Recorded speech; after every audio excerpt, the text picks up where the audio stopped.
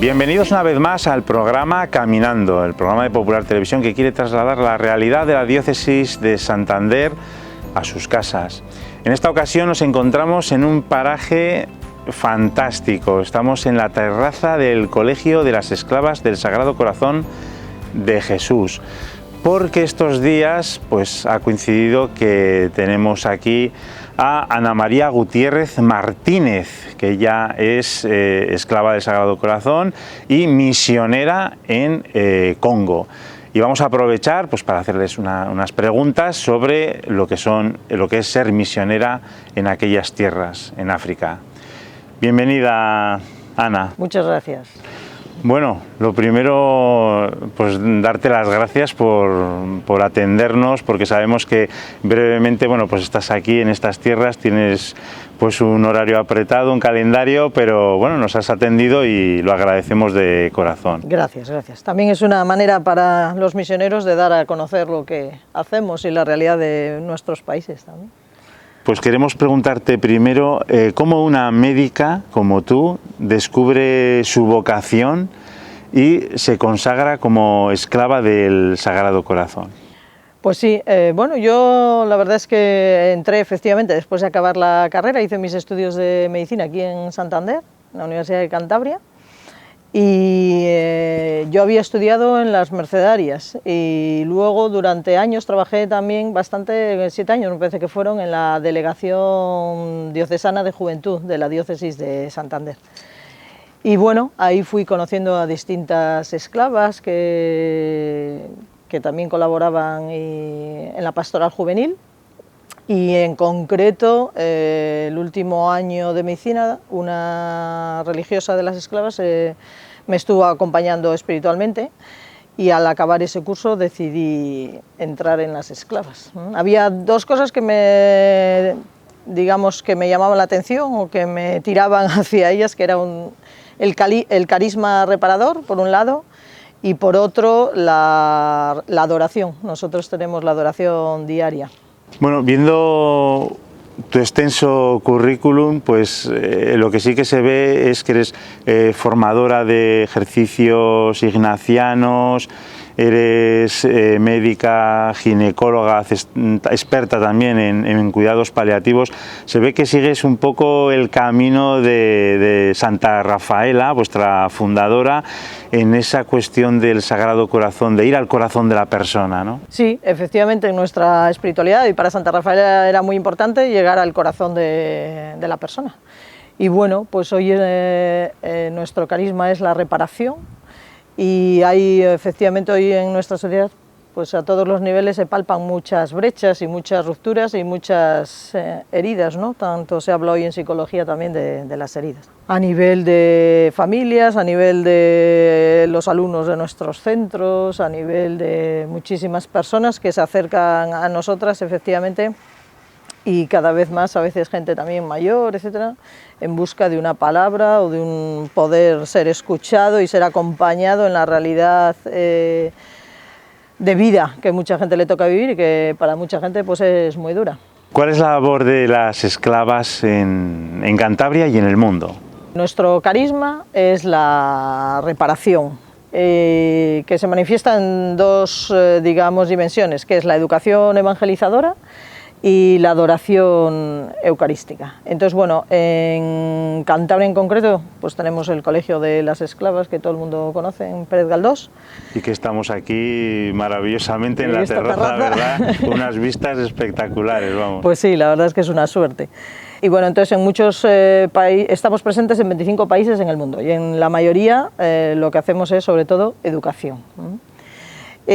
También es verdad, bueno, pues en África tenemos una parte de salud y de hecho ahora estamos 3 médicas españolas trabajando en África, y luego bueno, pues ahora se hace también muchísimo trabajo en red con otras organizaciones, con otras congregaciones en el tema también de acogida de inmigrantes, de atención a la mujer marginal.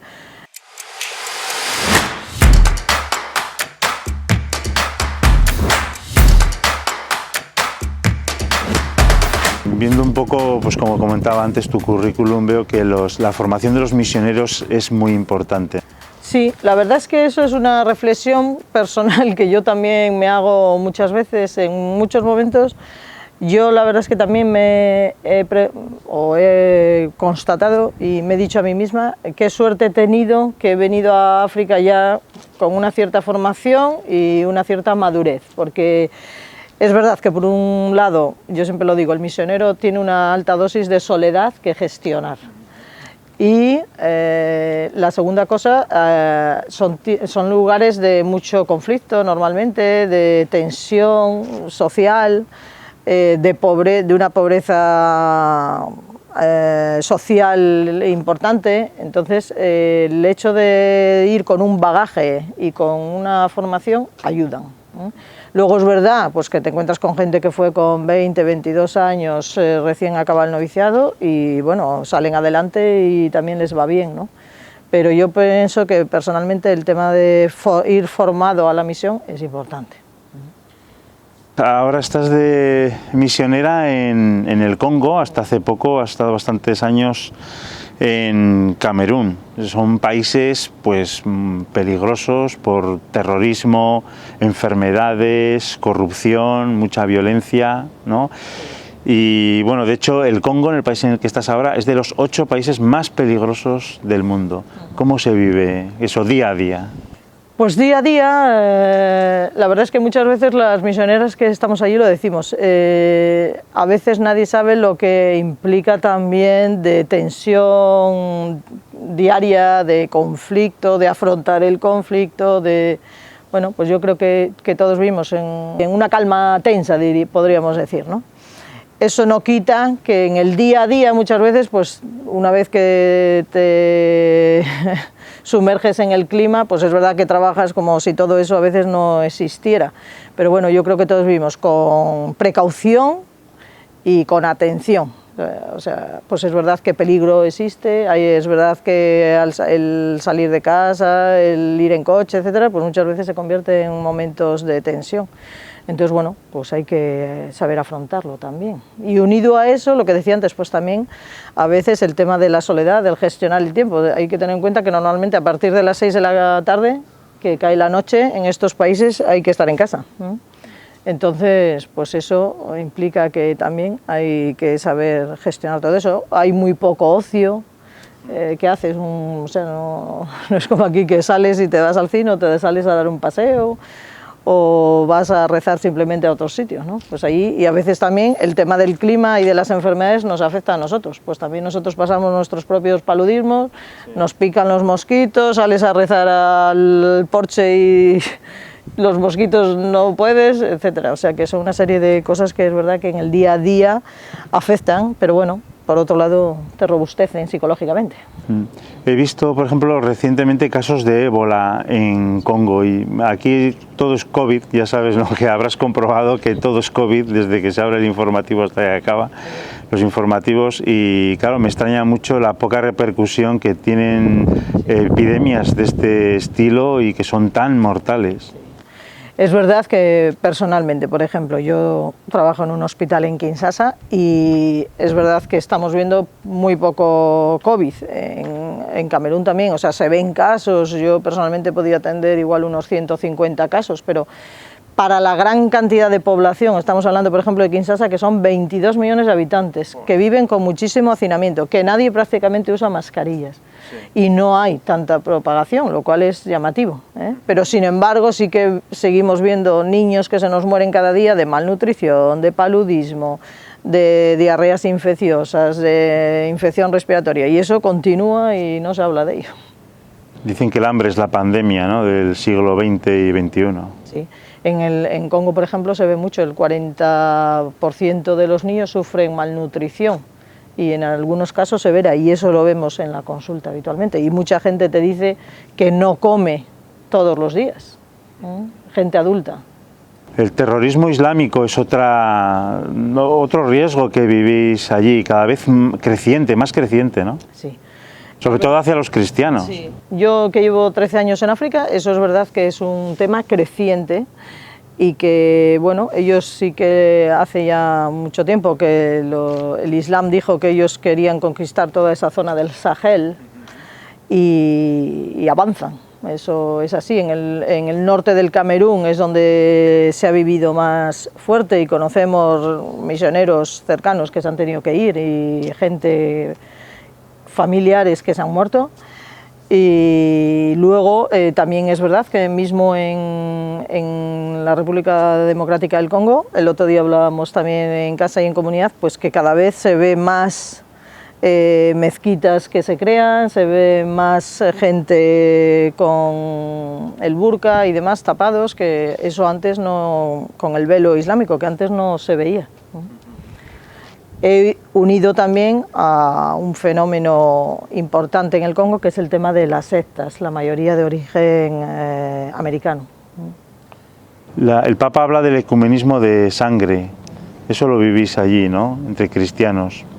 Sí, la verdad es que eso es un aspecto positivo y muy bonito, que mira, personalmente en el Camerún, por ejemplo, hay una convivencia, y en el Congo también, totalmente pacífica entre las tres religiones. Y, por poner un ejemplo, por ejemplo en Camerún las fiestas nacionales son 2 fiestas católicas, 2 fiestas protestantes y 2 fiestas musulmanas.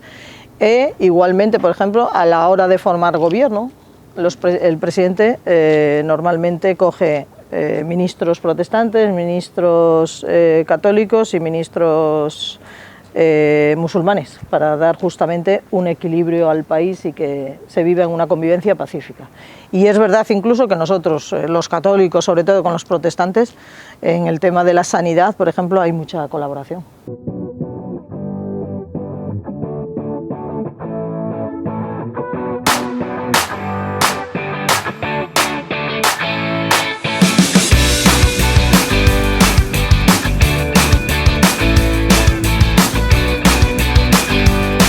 Bueno, Ana María, cuéntanos, entonces, hasta a la altura de esta entrevista, los telespectadores pues seguro que quieren saber cuál es vuestra labor allí en Kinshasa. En Kinshasa, desde el año 89 que llegamos, siempre se nos encomendó, a partir de la diócesis, una labor fundamentalmente de educación. Y unida también a hacer algo por combatir la malnutrición de esos niños que venían a nuestro colegio. Entonces se creó un centro social con 3 clases de educación infantil, que a su vez se daba comida a los niños para remontar el alto índice de malnutrición, que causaba mucha mortalidad. Estamos en los años 89-90. Todo eso ha ido evolucionando y desde el año 2000 la congregación hizo una opción en el año 2000, que era crear un colegio de educación infantil y primaria, con 9 aulas, que actualmente están completas. Son aulas súper numerosas, entre 52 y 62 alumnos por aula, y que tiene un total de 500 alumnos en este momento. A ello se une, trabajamos, hay alguna hermana que colabora siempre en la cárcel, en la labor con los presos. En este momento estoy trabajando también en un hospital que está muy cerca de casa, que es de las Hermanas Dominicas del Rosario.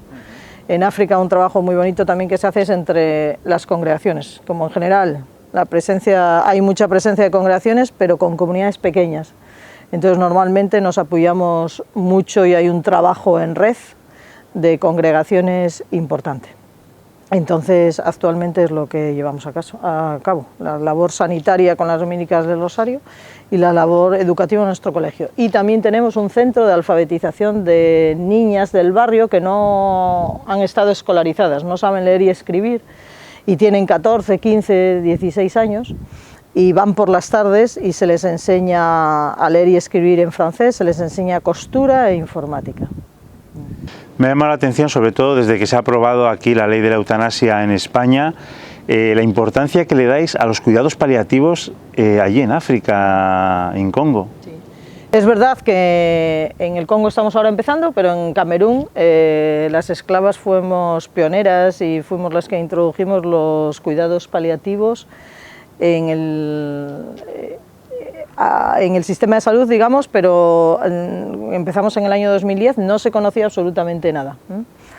Y a día de hoy hemos formado más de 3.000 personas en las escuelas de enfermería, sobre todo, que introdujimos un programa, y luego también se colaboró mucho con el Ministerio de Salud, pero A diferencia de Europa, los cuidados paliativos en África a veces son la primera atención. A veces aquí, ya cuando a veces casi no hay nada que hacer o consideramos que no hay nada que hacer, acudimos a los cuidados paliativos. Allí, sin embargo, a veces es la primera intención, porque hay que tener en cuenta que a veces el diagnóstico de un cáncer en África, de una insuficiencia renal, de una insuficiencia hepática, de una insuficiencia cardíaca avanzadas, están abocados a la muerte. Nadie tiene dinero, ni los trasplantes, por ejemplo, no existen. La diálisis hay que pagarla, unos 10 o 12 euros diarios en los sitios más baratos. Entonces no se lo pueden permitir. Entonces a veces el diagnóstico de estas insuficiencias en estado avanzado van directamente a cuidados paliativos, a que tengan un tratamiento médico y un acompañamiento y una calidad de vida hasta el momento de morir. Un tema muy importante y que seguro que es objetivo es la formación de vocaciones nativas, ¿no? Allí. Sí, efectivamente, el tema de... Todos aspiramos a que sean las vocaciones nativas y los religiosos locales los que tengan el protagonismo de la evangelización de sus propios pueblos. Entonces, en ese aspecto, pues sí que una gran responsabilidad como congregación es la formación de las vocaciones locales, ¿eh? Y en eso yo tengo que decir que personalmente nuestra congregación es enormemente generosa. Es verdad que son procesos lentos y que son procesos donde hay que discernir mucho las vocaciones, pero claro que Dios llama y sigue llamando y claro que ellos pueden ser protagonistas de esa evangelización.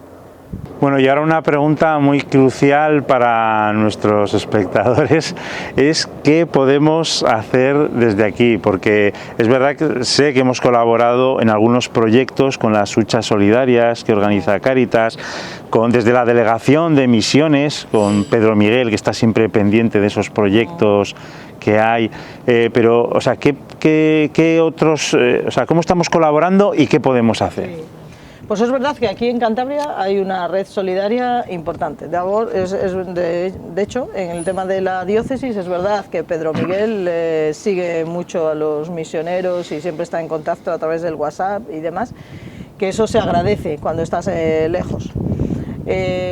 La otra cuestión es las huchas de Cuaresma de Cáritas, que es verdad que nos subvencionaron un ecógrafo en Camerún y este año también deseamos presentar un proyecto para el Congo y hacen una labor muy buena y nos ayudan en proyectos concretos en la misión. Y luego, bueno, pues aquí en Santander está la Asociación de Antiguas Alumnas de las Esclavas, que periódicamente nos está enviando contenedores y envíos de material educativo y sanitario, tanto al Camerún como al Congo también ahora algo.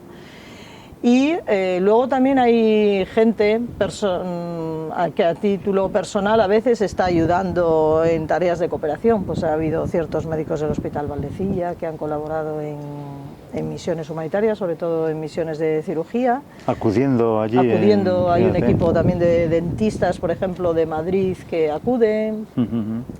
Sí, normalmente son equipos de cirujanos digestivos, cirujanos generales, ginecólogos, etcétera, que es lo que allí a veces está peor. Seleccionamos los pacientes antes, ellos van en una misión de 8 o 10 días y hacen una labor francamente buena. Bueno, tiene que ser como una ayuda venida del cielo, ¿no? Sí, desde luego. O sea, que vaya un cirujano... Es maravilloso, sí, te solucionan muchos temas que si no se quedarían sin solucionar.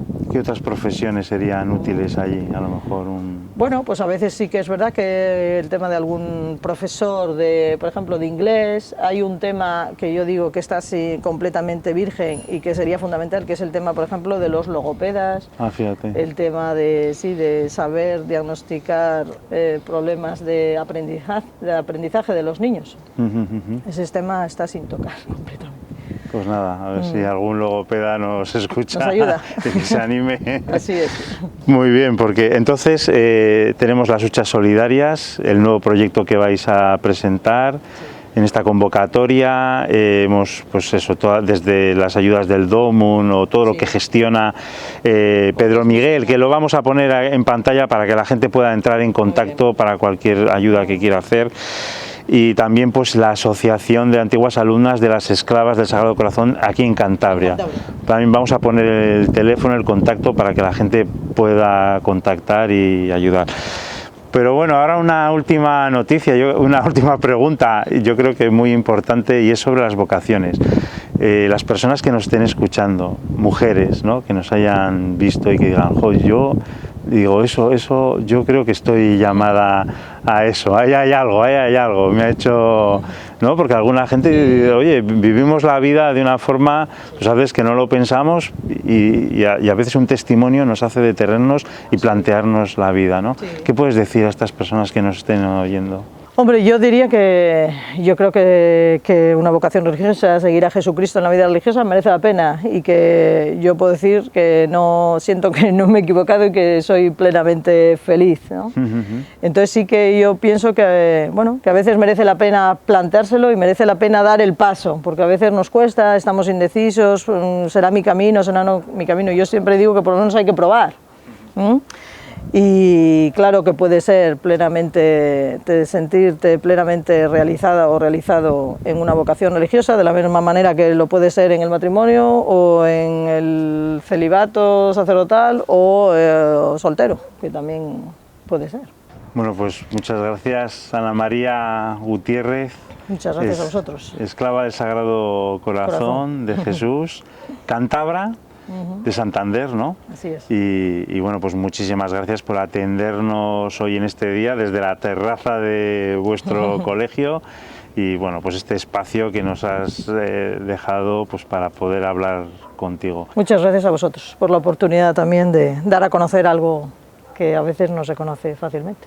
Bueno, muchas gracias también a ustedes por habernos dejado entrar en sus casas, por haber tenido la oportunidad de conocer este testimonio de nuestros misioneros de Cantabria, ahí en África concretamente, por conocer esta labor de las esclavas del Sagrado Corazón en Congo, en Camerún, y a ustedes les seguimos diciendo, comentando, pues que se sigan cuidando con esta pandemia, con este COVID, y que también sepan que tienen la oportunidad de colaborar con nuestros misioneros. Y nos vemos en el próximo programa.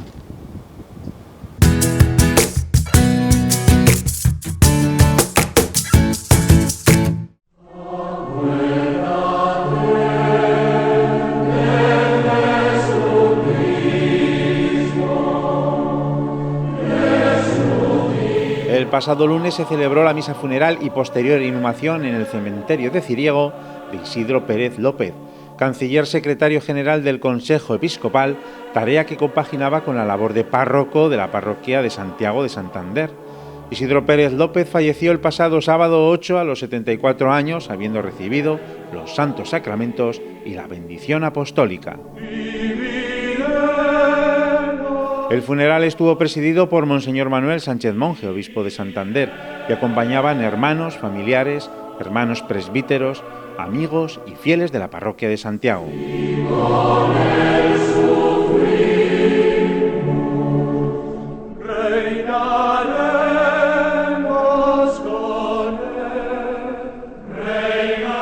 Isidro Pérez nació en Valencia en el año 48 y fue ordenado sacerdote en 1974. Estudió teología en la Javeriana, en Colombia. Acompañó a jóvenes, grupos y familias en la búsqueda de Dios en los barrios pobres. Acompañó a Monseñor Romero en El Salvador, a ser testigo del asesinato de sus amigos jesuitas y de la guerra que cobró tantas víctimas inocentes. También fue enviado a Guatemala en tiempos difíciles, donde los golpes de Estado y la represión eran muy comunes. En la diócesis de Santander, además de canciller secretario general del obispado y secretario del Consejo Episcopal, era miembro del Consejo Presbiteral, párroco de Santiago, profesor del Instituto Teológico Monte Corbán, profesor del Instituto Internacional de Teología a Distancia, entre otros cargos.